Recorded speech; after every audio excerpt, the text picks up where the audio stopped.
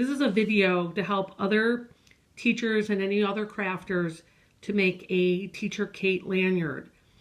My daughter Kate and I are both teachers. I'm recently retired, and I feel like this is a fun project that teachers around the country could enjoy that I plan to share on my Twitter site. So the basics of a teacher lanyard are pretty straightforward. It's a lanyard to hold the required items that all teachers have in common. We have a classroom key door, we have a swipe card, and in some cases a teacher ID that we have to hang around our neck. So the design of this was to have a lobster clasp that you could take on and off. But really it was designed that the teacher ID part of it would be clipped to the actual lobster clasp, your lightweight teacher ID. And then the other heavy things would be affixed by what we call a D-ring, and this is a D-ring, to the side of the lobster clasp to distribute the weight. The actual opening of the lobster clasp is kind of vulnerable. It can break pretty easily. So this is sort of our unique design. And we put this D-ring, this is a D-ring, over on the side of the lobster clasp, and this is what actually holds the weight. The lobster's clasp itself can open and close for just the quick, easy, lightweight ID. So again, the pieces are a D-ring on the side and a lobster clasp. With that, every one of them had pretty much the same design. They just had different components. Lobster clasp D-ring, in this case some fun little charms hanging on the D-ring.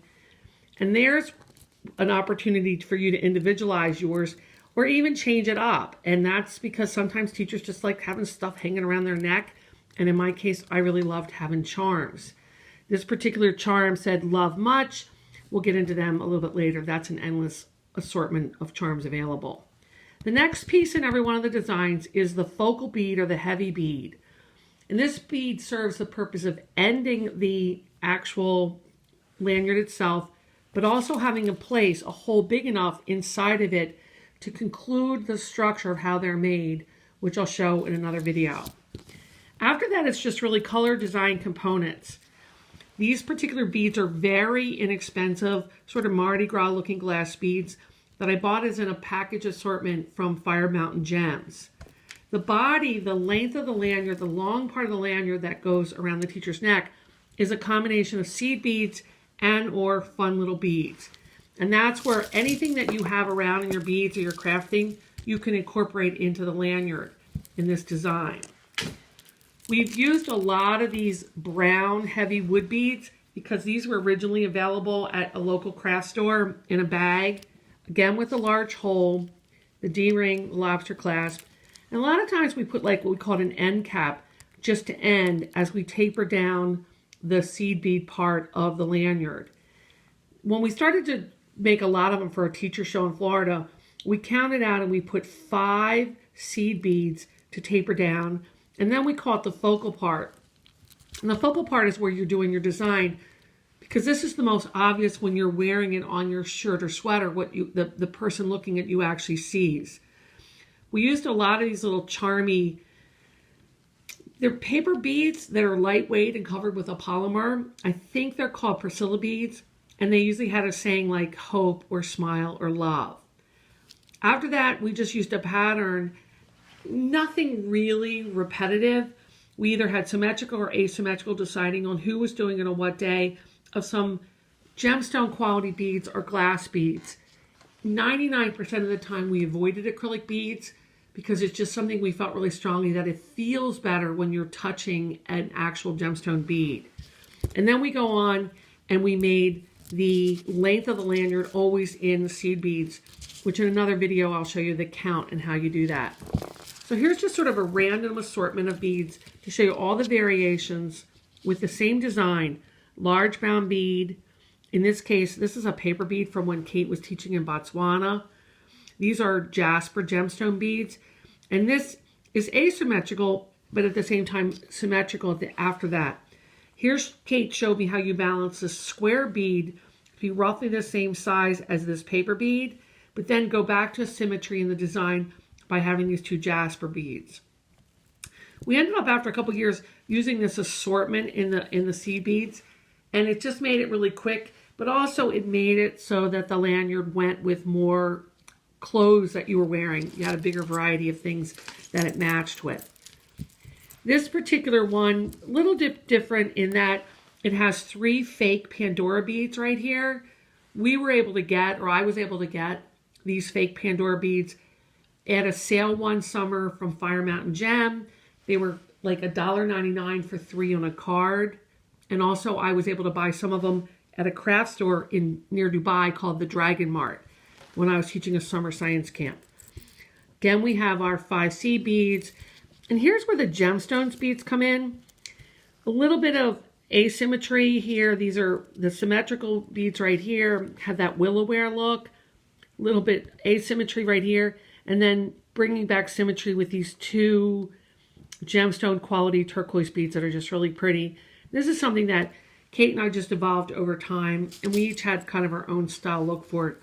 Again, there's no rules. If you like it, then it's perfect. This larger focal bead on the end of this one is a glass bead. They were in a bag. Could have been from Joanne Fabrics, but they were really inexpensive, and these are actual glass. Again, we have our bead cap on the end here, just to start to taper things down, and then it tapers slowly up. The focal part of this one are 3 faceted turquoise beads with accents of yellow on either side, probably because I had a t-shirt that summer that had turquoise and yellow in it. This particular one, we had a lot of people really like the end bead. Lobster clasp, D-ring, and then this smaller wood end bead because it had some cutouts in it that people noticed. This gives me an opportunity on another video to show you how to repair a boo-boo. This is the end of the construction, and you shouldn't be able to see that before you see the end cap. So I'll probably take that apart on the video and redo it, and that'll also help show how to make them. This particular black bead on this one's probably one of the better beads that we have on the tables right now. I think this is a bead that might be jet, and I can tell you pretty sure it came from South Africa, along with these paper beads that were part of a finished necklace that Kate bought and then cut apart. This one, we had a summer where we made these cute little cabochons, just taking little Scrabble type wood pieces that we bought on Etsy, painting them black, and then gluing advertisements for t-shirts. So if we liked t-shirts in a catalog, we would cut out the advertisement for the t-shirt and glue it on a little piece of wood using Mod Podge. And then we used ice resin as a polymer to coat it with, and it gave us a chance to just have sort of some funky little sayings. This particular one says, "Give bees a chance," because my son-in-law was into a bee project that summer, and that was our theme. A couple little fun charms on it, and a little wood carve-out bead that I think you have to buy these at like Fire Mountain Gems. I don't think you can buy these ones with this texture to them at Joann's. But this has some really inexpensive wood seed beads. And then it doesn't get interesting until up further, where you have the paper bead from Botswana, a random, probably gemstone bead, and then the little Priscilla bead that's very, very lightweight, but has the word hope on it. And again, these were very popular. This particular one has been one of my favorites because it has the blue focal beads here where you're starting to get some interest that look like willow-ware beads. It has butterflies, and then it has these really fun spacer beads that are very similar to the caviar beads that I saw in an advertisement for Lagos. Expensive jewelry. They call them the caviar bracelets.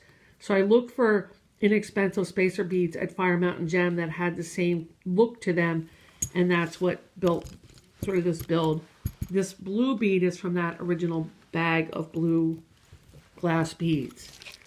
Finally, this is what I just call using up what you've got on the table. It turned out to be pretty, but there were some sales on bead strands at Fire Mountain that had these aventurine little squares and cubes, and they were very inexpensive.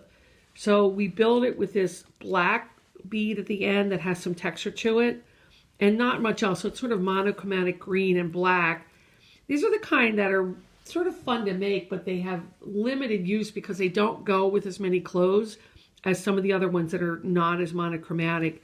But again, the beads themselves have some texture. So in my last teaching job before retirement, it was really stressful for me. I would hold them. And of course, that goes back to the original purpose of prayer beads. So the next video is going to be a little bit more tactical on how to make it.